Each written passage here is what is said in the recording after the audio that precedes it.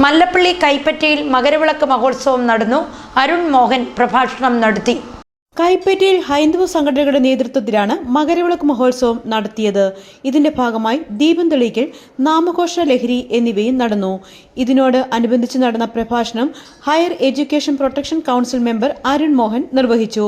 അപ്പോൾ ഞാൻ ആവർത്തിക്കട്ടെ, നാം പത്തനംതിട്ട ജില്ലക്കാർ, അയ്യന്റെ ജില്ലക്കാർ എന്നതിലും ഉപരി വായുപുരേശന്റെ നാട്ടിൽ ഉള്ളവർ കൂടിയാണ്.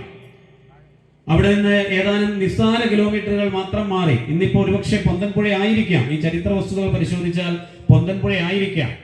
എരുമേലി, പൊന്തൻപുഴ ഈ ഭാഗമൊക്കെ ചേരുന്ന ഭൂപ്രദേശത്ത് ഒരു പോത്തിന്റെ ശല്യം, കാട്ടുപോത്തിന്റെ ശല്യം, ഒരുപാട് മനുഷ്യരെ കൊന്നുതള്ളിയ ഒരു കാട്ടുപോത്തിനെ വധിച്ച അയ്യപ്പൻ, നമ്മള് മഹിഷിയെ വധിച്ച ശാസ്താവിനെ കുറിച്ച് പറയുമ്പോൾ ഈ കാട്ടുപോത്തിനെ വധിച്ച് ആ ഗ്രാമത്തെ രക്ഷിച്ച് എന്താണോ അയ്യൻ എന്ന വാക്കിന്റെ അർത്ഥം ഞാൻ ആദ്യം സൂചിപ്പിച്ചത്, ഇതേപോലെ തന്നെ പന്തളത്ത് നിന്ന് പോയ ഒരു കൊച്ചുകുട്ടി ആ നാടിനാകെ ആശാകേന്ദ്രമായി മാറിയപ്പോൾ അവന് കൃത്യമായ ഉദ്ദേശമുണ്ടായി.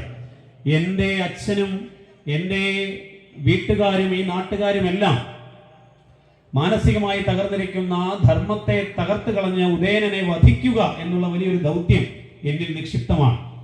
അങ്ങനെ അയ്യന്റെ യാത്രയിൽ അയ്യന്റെ ഒപ്പം കൂടിയവരൊക്കെ ഇന്ന് ശബരിമല സന്നിധാനത്ത് അയ്യനൊപ്പമുണ്ട്. നമ്മൾ നോക്കിയാൽ ആ നടയിൽ അവിടെയും ഇവിടെയും ഒക്കെയായുള്ള ഉപദേവതാ പ്രതിഷ്ഠകളിൽ വനവാസികളായിട്ടുള്ള സഹോദരങ്ങൾ അയ്യപ്പനൊപ്പം ഉണ്ടായിരുന്നു. അയ്യപ്പന്റെ ദൗത്യ പൂർത്തീകരണത്തിന് അവരാ മലയിലേക്ക് കയറുമ്പോൾ, കാട്ടിലൊളിച്ചിരിക്കുന്ന ഉദയനനെ നേരിടാൻ വേണ്ടി അവരാ മലയിലേക്ക് കയറുന്നതിന് മുമ്പ് പമ്പയിൽ അവർ സ്നാനം ചെയ്തെടുത്ത അയ്യപ്പ ഭക്തർ ഇന്നും എത്തി പമ്പാ സ്നാനത്തിന് ശേഷം മുകളിലേക്ക് കയറുന്നു.